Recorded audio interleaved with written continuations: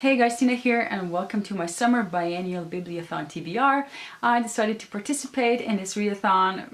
I don't know, it's just a season of readathons, these very popular big readathons, and I'm really happy to be participating in all of them. For some reason I skipped the winter version of this and I'm honestly not sure why that happened, but it did. And yeah, I'm really happy to be doing this now. Recently the reading challenges have been announced and I have been pondering what books to pick for this, and right now I'm pretty happy with the books that I've chosen and I decided to present them to you.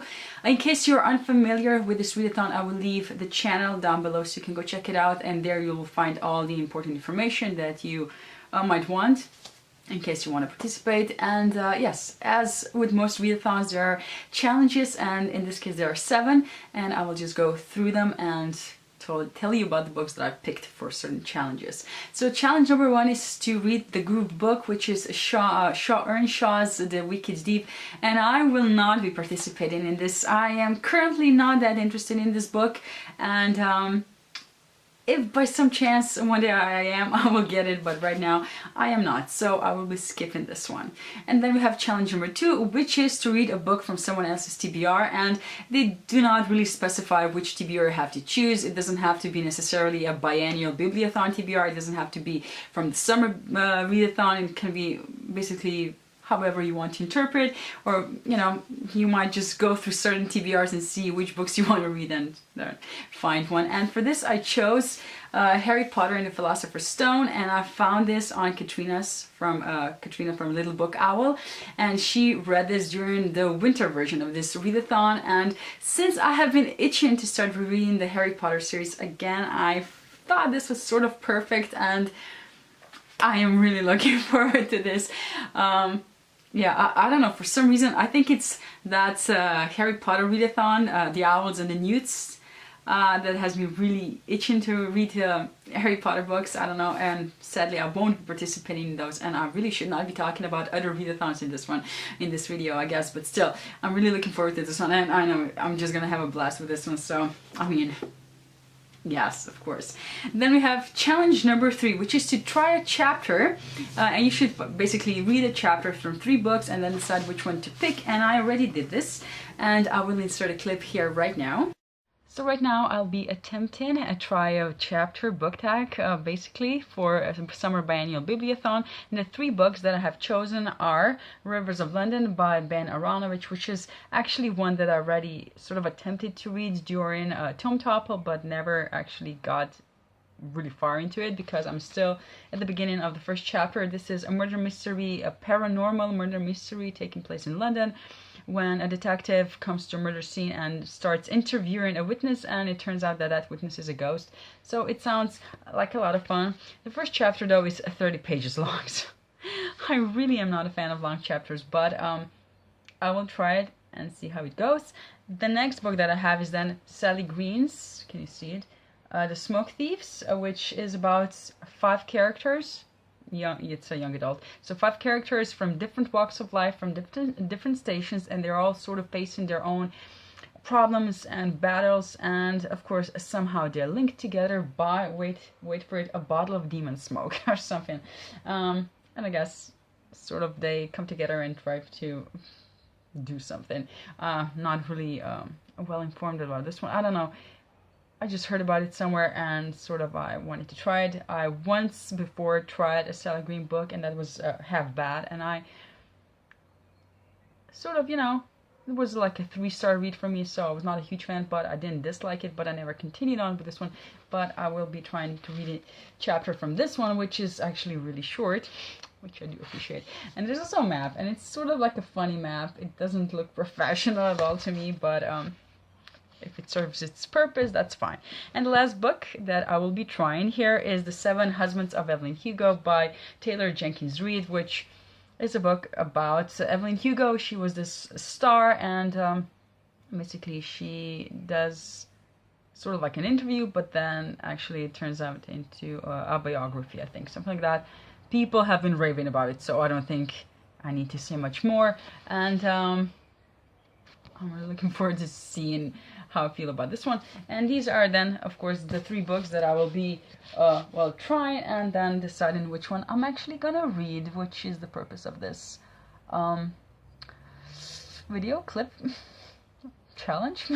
Okay, clearly I'm running out of words. But yeah, to find out which one to choose, continue on watching this. So as you could see in the clip, these are the 7 books that I decided to try out, and in the end I decided to go with The Seven Husbands of Evelyn Hugo by Taylor Jenkins Reid.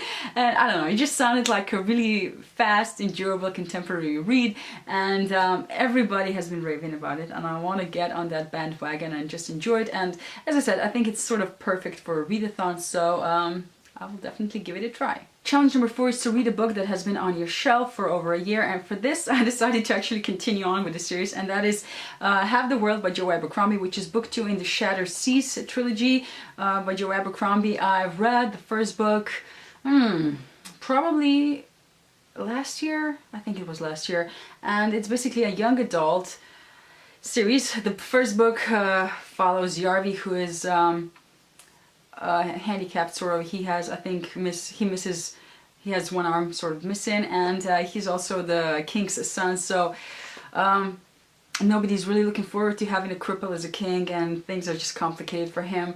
And we follow his story, and this is sort of not a direct sequel, sort of a companion, but takes the same place in the same world. I'm not exactly sure how these work, but I think it's time that I continue on with the series. I did enjoy the first one a lot, and I want to see how this one continues, I guess. But Yarvi himself is in it, but I think he's an adult now or something like that. Not exactly sure, as you can see, but I want to finish another series this year. I have not been doing that really well, so it's time that I start doing that. Then we have challenge number 5, which is to predict a 5-star read, and this was the hardest, I think, for me, because I so rarely give 5 stars that it's basically impossible for me to predict that. Honestly, for me, a 5-star book has to just blow me away, seriously. So, you know, for me, I think if I say 4 stars, that would be just basically a 5-star for other people, I think. But I did find a 5-star book that I am going to read, and that is, of course, The Harry Potter and the Philosopher's Stone. I mean, is there any doubt that I will give this 5 stars again? No. So this will actually fulfill this challenge as well. Challenge number 6 is to read a non-voices book that's different from you, and for this I chose Binti Home by Nadia Okorafor. I was supposed to read this for the BookTube SFF Awards, but I never got around to reading it, and this of course is different from me because the author is clearly black and I'm not. I hope that will count, and this is a short read, so it should be okay for a readathon. I have to say that I was not a fan of Binti, so I'm sort of not looking forward to this one, but I do want to give it a try and see whether or not my opinion will be any different than it was from the first book. So, oh yeah, Binti is about this girl who decides to go off to this university that's really renowned, and nobody from her tribe or her family even has ever gone there, and she really has no support there.